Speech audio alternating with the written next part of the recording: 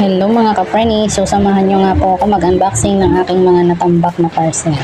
So ang mga laman nga pala nito ay more on gamit ni baby number 3. So dahil nga palabas na si baby kaya kailangan ko na rin mag-prepare.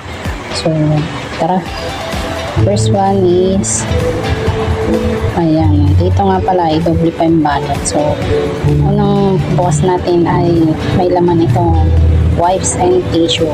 So ito palang mga parcel kong ito ay pinili kong paunti-kunti at naka-promo siya kaya ang laki ng discount na nakuha ko dito mga ka-preni. So merong 10 wipes at 10 tissue. At alam nyo ba mga ka-preni na halos lahat ng parcel kong ito ay naka-free shipping dahil sa kakakolect ko ng mga vouchers everyday. Next naman is ito. Ito nga pala ay adult diaper. So, pang siya, meron ng 12 pieces na adult diaper para sa akin yan. And then, itong number 3 is diaper ulit. Pero para naman ito kay baby yung diaper. Ito pala yung mga sa PC product. Dahil ako po ay dating member ng personal collection. Kaya doon na rin ako kumuha ng mga ibang essentials ni baby. So, ito naman yung natanggap ko na umatin ako ng anniversary sa Amber lining kung saan ako nanganak sa pangalawa ko. Ito yun, may pagatas pa. At ito na yung in-order ko na ayan. Kala ko talaga isang set na ito ng baby cloth. Ayun pala ay terno lang siya ng pajama at yan, one size na damit. Wala pala siyang kasamang bonnet at mittens and booties. So ito pa yung iba kong mga naunang gamit na hiniram ko na lang. Kasi mabilis lang naman lumaki sa baby. So yan. At yung iba nga pala guys is parating pa kaya hanggang dito na lang muna at idudugtong ko yung ito. Kinabukasan naman mga ka-preni ay dumating pa yung iba pang parcel. So i-unbox ulit natin to. Ito nga pala ay ano nga ba to? Ayun yung in-order kong ziplock. So, 15 pieces lang na ziplock. Ang laki pala ng large. Sana pala medium na lang in-order ko. Pero okay na yan. Nandiyan na yan. Ang kit niya, mura lang siya at may design pa. So, ito yung gagamitin ko para ma-organize yung hospital bag namin ni baby.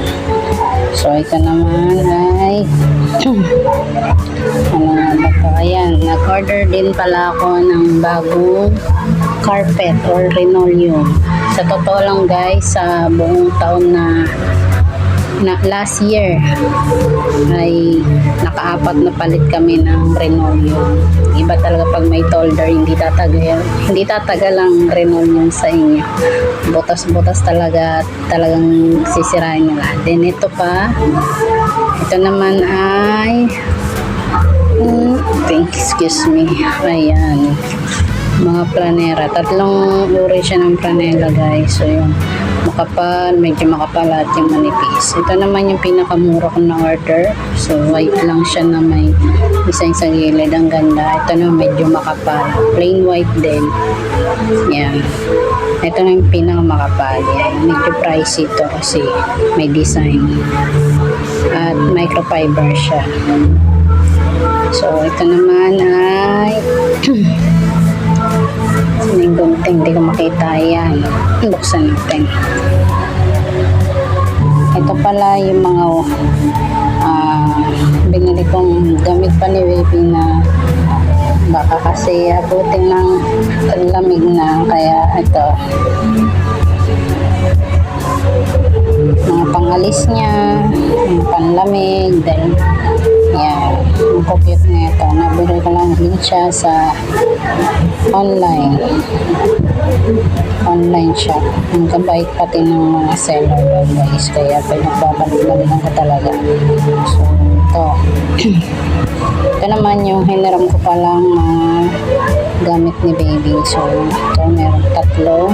Ito, late na. So, naka-order na ako kanina. Ito pala ay may nagpahiram. Ang cute.